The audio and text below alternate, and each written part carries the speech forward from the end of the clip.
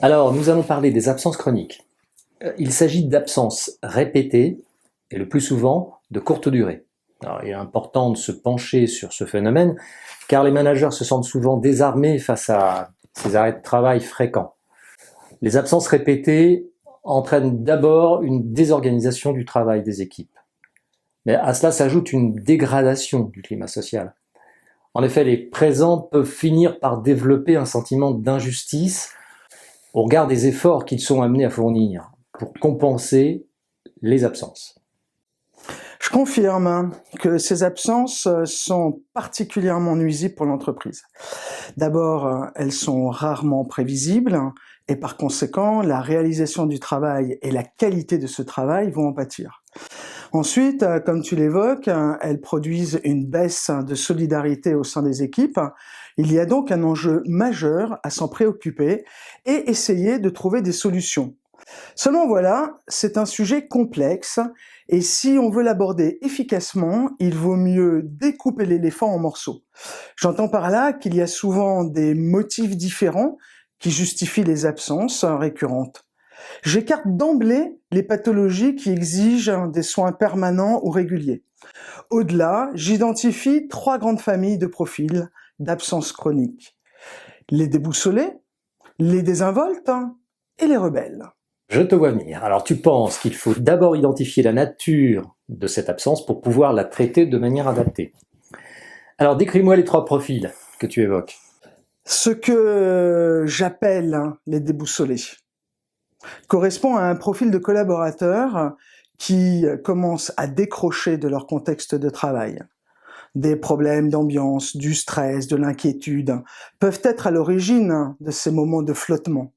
Ce profil est assez facile à identifier car généralement, dans le passé, ces collaborateurs, plutôt loyaux et motivés, avaient tendance à être présents régulièrement, à la différence de ce que j'appelle les désinvoltes, qui, de manière plus ou moins consciente, relativisent l'importance de leur présence. Ils peuvent aller jusqu'à considérer que leur vie personnelle est bien plus importante que leur vie professionnelle.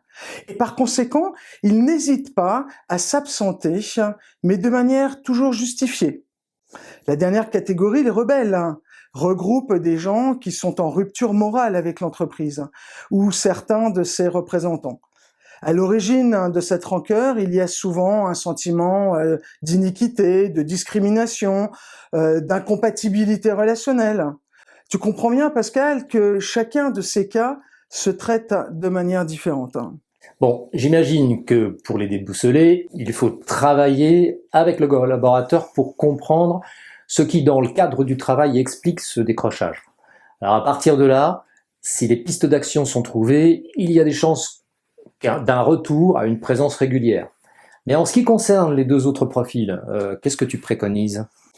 En ce qui concerne les désinvoltes, on arrive assez facilement à mettre en évidence leur comportement au regard des périodes auxquelles ils s'absentent, avant ou après un week-end, avant ou après les congés payés.